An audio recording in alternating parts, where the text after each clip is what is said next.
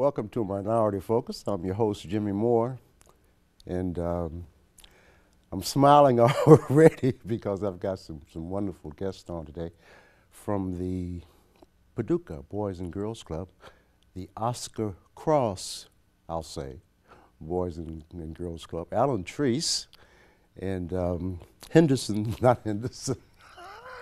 Hawkins. What's first name? Samuel.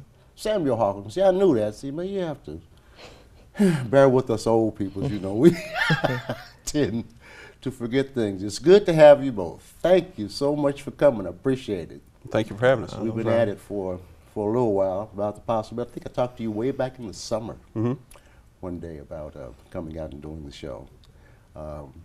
Allan is the director of the Boys Club, and Brother Hawkins is the mentor coordinator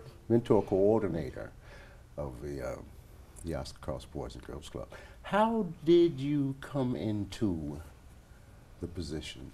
I'm curious. Well, I'm from here in Paducah. My family has been from here. My father was a teacher and a football coach for 30-some years at Paducah Tillman High School, and my mother was also a teacher, so I grew up here in the community, went to school here at Paducah Tillman High School. And with my father working in the city schools and being a football coach, I got to kind of see how he influenced young men in the community, the impact that he had on them. And to this day, my father retired from teaching in 1996. I still have a great number of his former players that stop by and say, hey, you know, your dad, did this for me. It's just a variety of different stories, and it's easy to see the impact he had. So coming out of high school, when I was trying to make a decision on what I'm going to do, moving forward, I looked into recreation and different ways to work with kids, not necessarily in the school classroom setting, but outside. Right. So I went to Western Kentucky University and pursued a degree in recreation and park administration. Received that degree, came back here, and was lucky enough to go to work for the Paducah Parks Services with Mark Thompson as the director. And I got to do a lot of different programming. A lot of it on the adult side, but also some with the youth as well, and a lot of community activities and programs. And just kind of learning the different ins and outs of how to run an effective program, and also under his tutelage, learning how to run a department. Okay. So when the opportunity came available for this position, I saw that this was an opportunity for me to really pursue what I really want to do, which was to help, the youth in the community. Right. How long have you been in now? It'll be 2 years in February. Let me see, no gray hairs? Oh, I've got plenty of gray hairs. Plenty of gray. I had it before the job, so I've got plenty of gray hairs on me. I see. From the time you step in the mornings until the time you leave in the evening, busy? Yes, it's a job that requires a lot of moving around, a lot of different things, a lot of hats. I guess would be a good thing. You hear a lot of people say, "I wear a lot of hats to the job." There's just a lot of different tasks you do, and it's not just something unique to the Boys and Girls Club. Paducah's got a number of great nonprofit agencies, and all the directors, wear a lot of hats, in the community and do a lot of different tasks. So I think the first time that I met you, you were actually driving the van. Yes. To do pickups and deliveries. Yes, and a lot of our staff kind of share a lot of those responsibilities. We're picking up kids. A lot of us share different roles, whether it's janitorial, cleaning up the club. A variety of different tasks, and you have to do that. How many do you think you got? How many kids are you dealing with in the course of a day? We average between 100 and 115 on a daily basis. Wow. During your fall and your spring, you'll hit the 115 more often than not. This time of year, you'll kind of come back to about 100, and a lot of that has to do with there's so many programs after school that our kids are a part of outside the club, which is fantastic. Right. But the schools offer a lot of choir programs, band programs. So some of our kids, basketball, we have a lot of middle school kids that are playing basketball right now, for example. Right. So our attendance is slide back just a little bit, but we stay between the 100 and 115 on a regular basis. Okay. I'll come back to you in a second. Sure. Brother Samuel Hawkins, who is fondly known as Snacks by most people that I've talked to about him. I'd be remiss if I didn't mention that it's rare that you find 3 generations of a family chock full of beautiful people. I'm aware of, and I know three generations of Snacks' family, and it's just almost unbelievable with the people that come from that family that do wonderful things and that are beautiful people and that influence others' lives in a positive way. You're the mentor coordinator. Yes, that's correct. What are those? What does that mean? What does it entail? Oh, basically what I do is I go out and I recruit mentors and I match them up with mentees from the club. And what it entails is they have to fill out an application and do a background check, and I basically give them an interview. But I also interview the kids, and I try to make a cohesive match so they can build a relationship. Right. What are they? It's kind of a strange question because it's just, you have to word it carefully. What are they like? And it's odd saying the kids nowadays when you can't be much older yourself. But what are they like? Is it? Do they hear you? Do they pay attention? Do you impact? Do you feel you're really impacting them in what you give them? Yes, I'm not gonna lie. The first time, well, when the mentor program started at first, it wasn't as successful as my first time doing it. So it was a trial and error basis, but there was one relationship actually that it made a huge impact. It was a girl, and she's in middle school, and every day her mentor came to the club and just spent that little time with her. It was an hour a week is Right. the minimum time they had to spend with the mentee. But every time she came and spent that time with her, she was more attentive during homework time and less disruptive. And at this point, she's still herself. She's she's attention seeking and it kind of loud at times. But as far as being Right. disruptive and getting written up and things like that, that's not happening as much. You can see the change. You Yes, actually I see can the see change. and actually document and show that has had a positive change on them. That's So, wonderful. I see on TV sometimes, and I read in the papers about that kind of kid that some might deem hopeless, helpless, evil, mean, cruel, bad. Do you encounter those kinds of kids in what you do? well, some would suggest that they're innately bad, but I find it hard to believe because when I have conversations with them and some of the things that they're going through, I can't imagine how I react. They're reacting, they're handling a lot better than I would handle it, and that's why I think that individual attention, just making sure their voice is being heard by somebody, and that hour out of every week that the mentors spend with those kids, it makes a huge difference. And we have 40 kids right now that they filled out the application process. I've talked to on a daily basis that are ready to be matched up with mentors that need somebody to spend that time so that somebody can hear their voice and what the things they're going through. But the ones that have already been matched up, there's been an immediate, well, after the first two weeks, it seems immediate to me, immediate change in their behavior and just the way they just the way they carry themselves. Period, is more confident and everything. Wow, that's great. I had a supervisor once that was so mean that one day it occurred to me somebody did something to him when he was a child. Somebody treated him wrong or badly. Brother Treece, do you have any kind of access to the histories of kids that you deal with? Well, it's somewhat on a guarded basis. You know, obviously there's conversations that we'll have with parents as far as different situations that are going on in the household or with the kid. And, you know, normally those conversations would happen with myself. And any kind of pertinent information that's allowable to pass along to staff would be. But a lot of those kind of conversations and knowledge is really kind of guarded just for privacy of the kid and the parents. You know, they'll ask us not to you know, let some information out. But it is important, especially in a position that Keith is involved with, that you do kind of know where the kids are coming from and what they're going through on a daily basis, because that has a real strong impact on the pairing of the mentor with the mentee, which he's done a fantastic job identifying some really great mentors for boys and girls. But you have to have a background. You have to kind of know the kid, because not all matches are going to be perfect.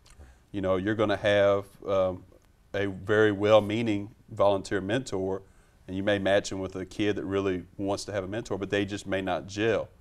And that's not a bad thing. That just means you may need to rework it, maybe find another mentee for that volunteer, and maybe another mentor for them. But it's important that they know each other and know the background of the child to a certain extent. But we do have to keep a lot of information guarded, you know, for privacy. In some cases, sometimes I was a deceptive kid. You know what I mean? Sometimes I could fool older people. My mom, I could. When you, as a matter of fact, I counseled at a recovery center some years ago, and two young people that we considered our star patients, who were getting the most and behaving the best and all of this, we found sitting outside the building one day and smoking a joint, you know, right out on the sidewalk. And then they ran off in the woods somewhere. They totally had us snowed. Are the kids that good? Are they that good, Snacks? Are they like that? Are they like that? Are they as deceptive? They'll try to be, but I try to relinquish some of the adult pressure, trying to get them to open up. Sometimes they'll clam up and try to put on the front and act like everything's all right, or try to present this perception that I guess they're perfect. But if you relinquish some of that pressure and still establish that line that you're still an adult in an authoritative position, they're more apt to open up and actually talk about things like, well, actually in the mentor training, the training program, the training packet I have, actually have a section if your mentee develops enough courage and trust to talk about risky behavior with you. And it's one thing to actually induce that, for them to talk about that and be open about that, is to be open and honest yourself and talk to them in non-judgmental ways. Because one of my mentors, they always ask this question, because they're like, I slip up sometimes, you know, I'm talking about foul language or something like that. And the thing you have to do is you have to realize you're not a cool peer, but you're still their friend. And you can be honest, say, yeah, I slip up sometimes, but you're a child, I'm an adult, you don't talk that way. And then you move on there, not in a non-judgmental way. You just be that positive image that they can see, and you just illuminate their path to being a successful adult. Parents have, some parents use timeout, I'm counting to 3, you can't play with your iPod. What do you have? What do you have for it? Well, you know, that's a difficult area to kind of go into with kids these days, because, you know, I know when I was a child, you know, of course, you know, Nintendo was just coming out, but you know, that kind of dates me, I guess, but but there's so many things now for kids. You mentioned the iPod, you know, you've got kids now that depend on the internet to do their homework assignments. So you as a parent, you know, what really can you take away from your kid where you're not hurting them? You know, because they use the internet, they use these things for their homework, for learning opportunities. So trying to find a way to discipline your child in those manners, you know, it's a hard task for parents to do, you know, especially when you're talking about a day where you've got parents that are in school, they're working 1, maybe 2 jobs. You know, parenting is probably tougher now, I think, than it ever has been, and that's just my opinion. But it's a tough job, you know, and we talk to a lot of parents about the difficulties that they have disciplining their child, because a lot of parents are to the point to where they want to throw their hands up and say, I don't know what to do. So there are kids that, do you put people out? You know what I'm saying? At the Boys and Girls Club? Call the parents to come get them. Or, you know, what's the punishment? Discipline is one of the main things that we try to stress with our kids. Actually, yesterday we brought all of them into one central location. We had a discussion about it. Right. And kind of, you know, every once in a while you kind of got to lay down the ground rules once again, remind them, you know, even though the holidays are coming up, you know, discipline is one of the main things. Right. When kids act up at the club, there's kind of two ways you can go with this, and I've battled with both since I've been a director. You can either suspend them and send them home and hope that they learn their lesson and come back better.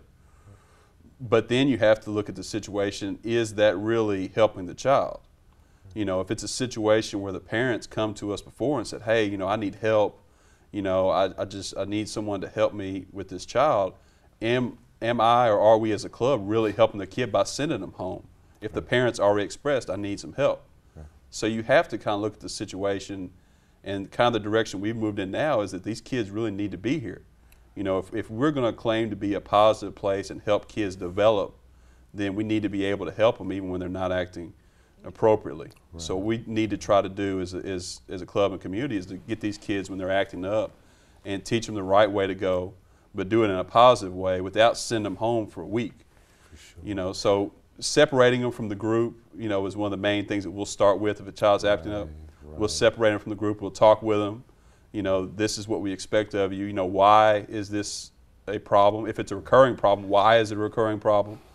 And just have a discussion with them, and trust, as Keith was talking with the mentees, really plays in big there, because the kids, if they feel like they can trust you, will open up and say, right, well, this is why I'm acting up, you know. Right. And so that's a big thing, is a discussion part, identifying what the real problem is. You know, now there are going to be instances where suspension or calling the mom is necessary. Right. You know, that's always going to be, you know, it has to be an option, because you don't want a child to ruin the experience for the other kids. Right. But at the same time, you don't want to hurt that kid by removing them from the program. Sure. For sure. So it's a struggle to kind of weigh what really is in the best interest of the kid, because that's really what we need to be focusing on as far as discipline goes. We're a much developed society in any number of things in any number of ways that we handle things, kids in particular. I'm trying to grow away from that era that I grew up in. Whoop 'em! Right. You know, we used to have an old professor at the school I went to that would say at commencement exercises, gatherings, whatever, he'd always say, if your kids misbehave, you take them in the cloakroom and you beat the hell out of them. Beat the hell out of them. You know, that was from my era. Mm-hmm. We're a more intelligent, more resourceful, you know, society now, and we have different ways of dealing. Right. We're smarter, so we know how to deal better than the whooping. Mm-hmm. But I whooped mine, yes I did.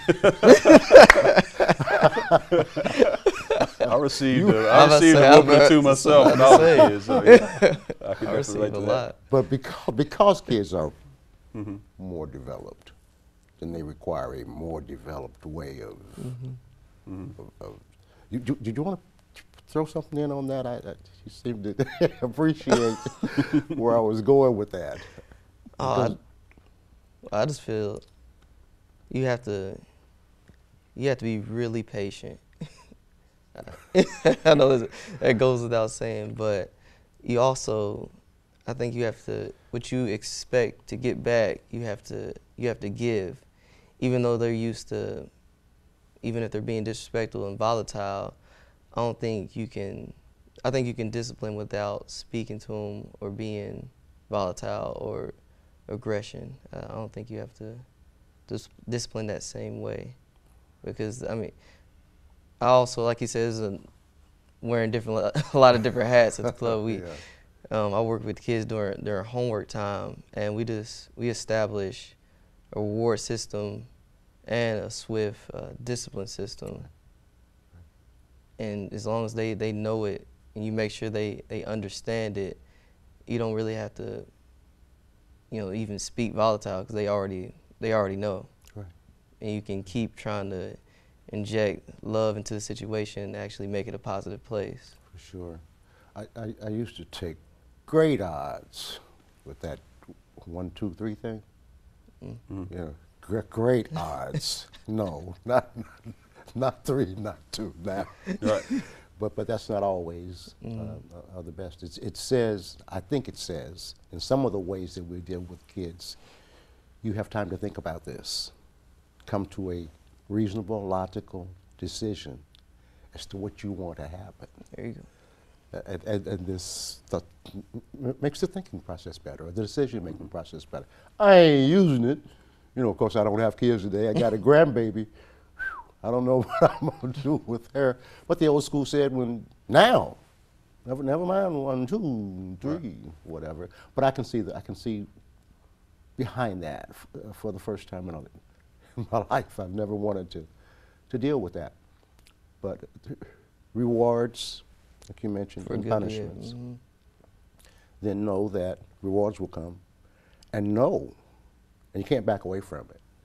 A punishment's going to come of some sort, whether you're taken away from everybody, something is taken away from you, you're not allowed to do something. It's going to happen.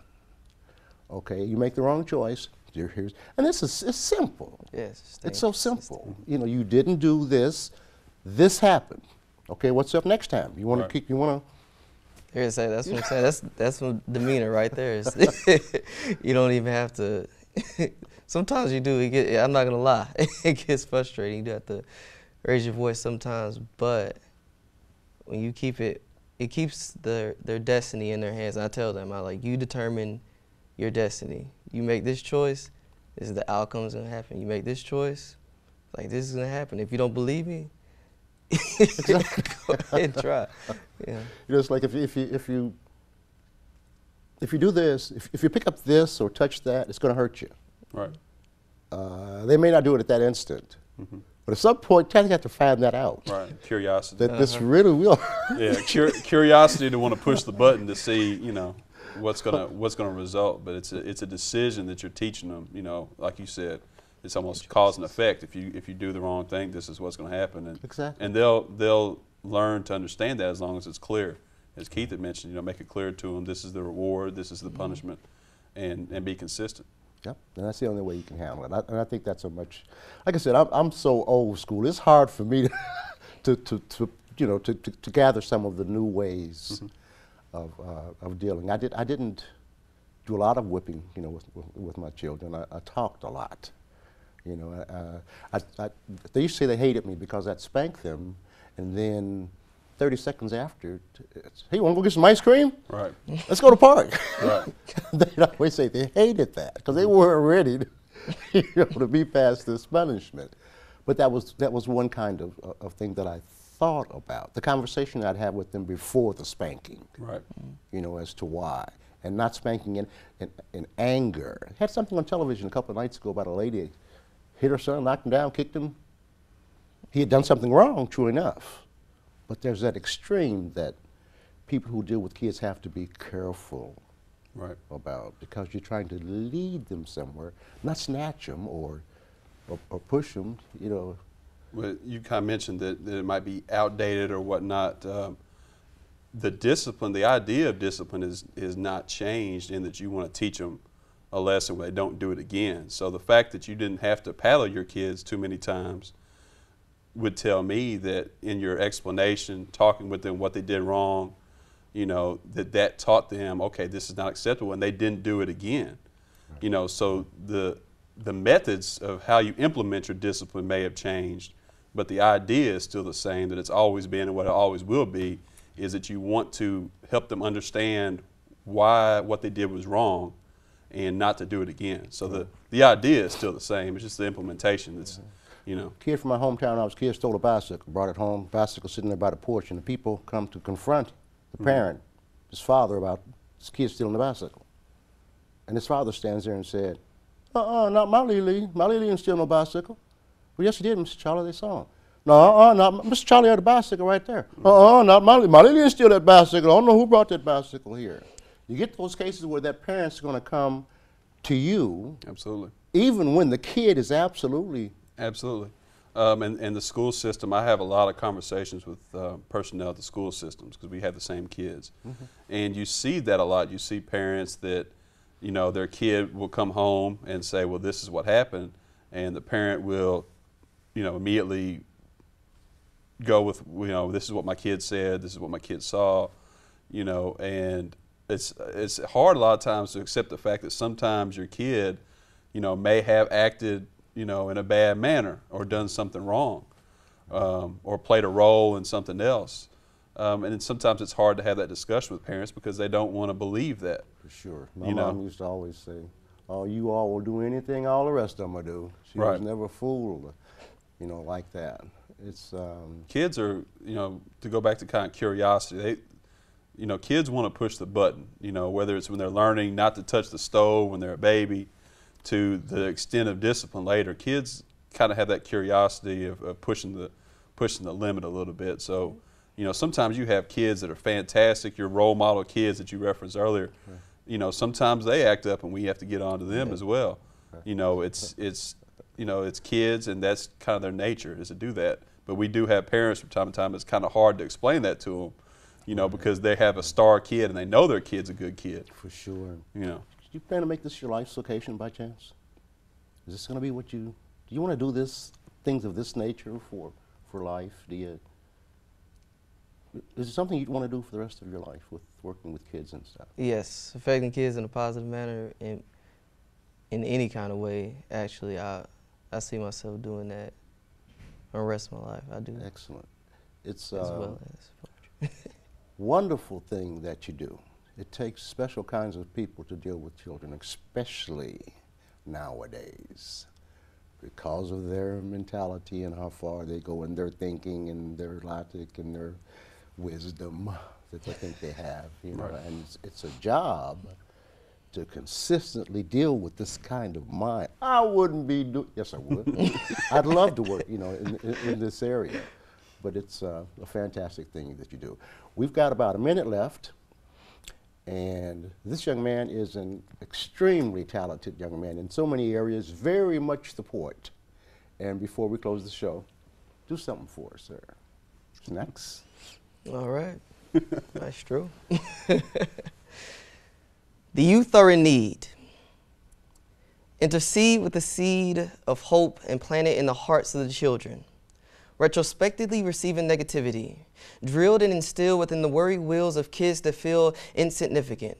Crippling insecurities, castrate confidence, severing souls, goals have gone impotent.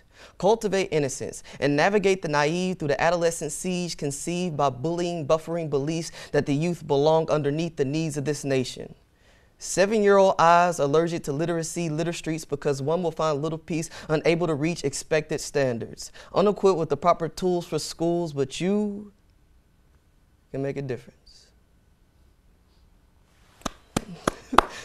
For Minority Focus, I'm Jimmie Moore.